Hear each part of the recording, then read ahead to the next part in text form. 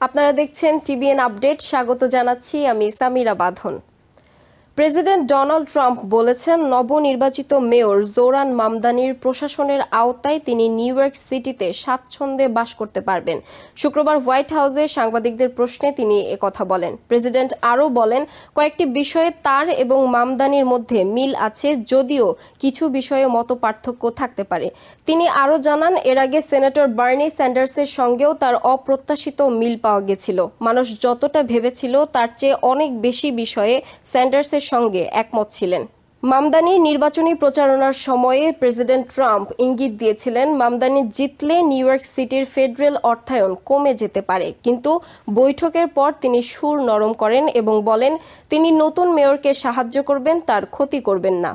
দুই নেতার এই বৈঠক আশ্চর্যজনকভাবে বন্ধুত্বপূর্ণ ছিল এবং মনে হয়েছে তারা বেশ কিছু নীতিগত বিষয়ে একমত হয়েছেন। এক সাংবাদিক মামদানিকে প্রশ্ন করেন তিনি কি এখনও ট্রাম্পকে ফ্যাসিস্ট মনে করেন কিনা। মামদানি উত্তর দেওয়ার আগেই প্রেসিডেন্ট ট্রাম্প মজা করে তার হাতে চাপড় দিয়ে তাকে ইতিবাচক জবাব দিতে বলেন। দিনের শুরুতে হাউসে সোশ্যালিজমের ভয়ঙ্কর পরিণতি নিন্দা জানিয়ে যে ভোটাভুটি হয় সেই প্রসঙ্গেও প্রশ্ন করা হয়। নিজেকে ডেমোক্রেটিক সোশ্যালিস্ট পরিচয় দেয়া মামদানি বলেন এতে তিনি বিচলিত নন। তার মতে আদর্শ নিয়ে মতভেদ থাকতে পারে, কিন্তু নিউ ইয়র্ক সিটিকে সাশ্রয়ী করার কাজটাই মূল জায়গা। ট্রাম্পকে প্রশ্ন করা হয় তিনি বিবিসির বিরুদ্ধে $5 বিলিয়ন ক্ষতিপূরণের মামলা করার পরিকল্পনা নিয়ে কিছু বলবেন কিনা এবং তিনি কি ব্রিটিশ প্রধানমন্ত্রী কিয়ার স্টারমারের সঙ্গে কথা বলেছেন। ট্রাম্প বলেন তিনি তাকে পছন্দ করেন। মামদানি বলেন নিউ ইয়র্কে অনেক মানুষ ট্রাম্পকে ভোট দিয়েছেন জীবিকা খরচ ও সাশ্রয়ী জীবনের জন্য এবং তিনি নিজের প্রচারণায় সেই বিষয়গুলোকে গুরুত্ব দিয়েছেন। তিনি জানান সিটির সাশ্রয়ী জীবনযাপনের উদ্যোগে প্রেসিডেন্ট ট্রাম্পের সঙ্গে কাজ করার অপেক্ষায় আছেন। লেবানন ও মধ্যপ্রাচ্য নিয়ে প্রশ্ন করা হলে ট্রাম্প বলেন হিজবুল্লাহ লেবাননের সমস্যা হয়ে আছে এবং জানান এ বিষয়েও তার ও মামদানির একই অবস্থান। ট্রাম্প বলেন তারা সবাই মধ্যপ্রাচ্যে শান্তি দেখতে চান।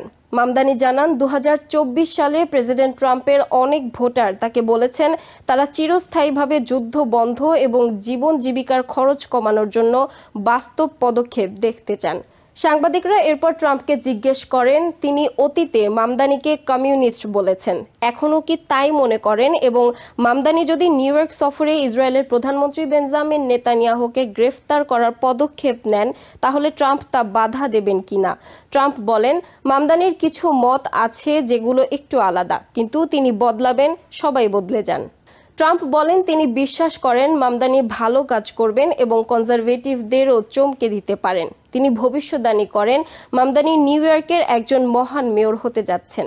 শেষে মামদানি বলেন তিনি এই বৈঠকের জন্য কৃতজ্ঞ। তাদের দুজনেরই নিউ ইয়র্ক সিটির প্রতি গভীর ভালোবাসা আছে এবং নিউ ইয়র্ককে আরও সাশ্রয়ী করতে তিনি প্রেসিডেন্টের সঙ্গে একসঙ্গে কাজ করার অপেক্ষায় আছেন। নিউ ইয়র্ক থেকে সম্প্রচারিত টিবিএন 24 টেলিভিশন বিশ্বজুড়ে বাঙালির কণ্ঠস্বর।